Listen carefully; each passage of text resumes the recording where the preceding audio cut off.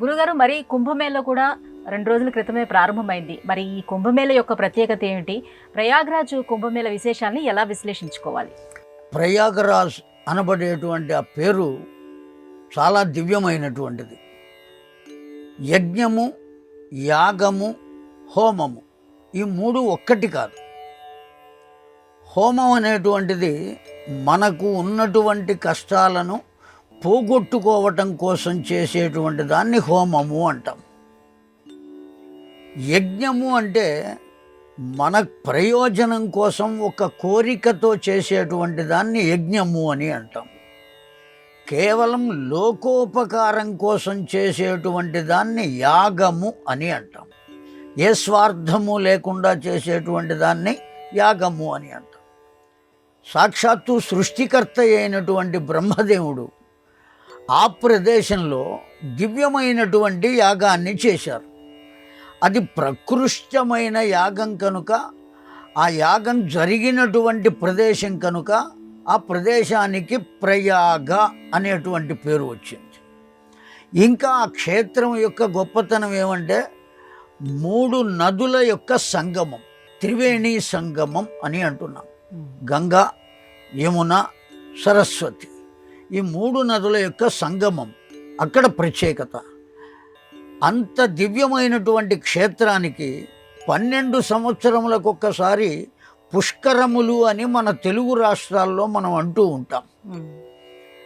ఉత్తరాది ప్రాంతం వాళ్ళు పుష్కరములు కాకుండా కుంభమేళ అని చేస్తారు.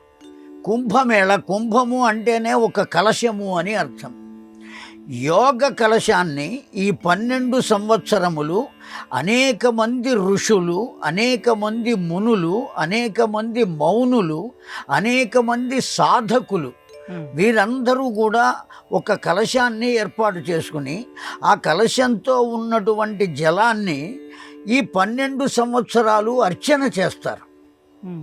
ఆ అర్చన చేయబడినటువంటి జలాన్ని ఇప్పుడు తీసుకుని వచ్చి ఆ ఉన్నటువంటి సంగమ స్థలంలో, ఆ నదిలో వాటిని నిమజ్జనం చేస్తారు.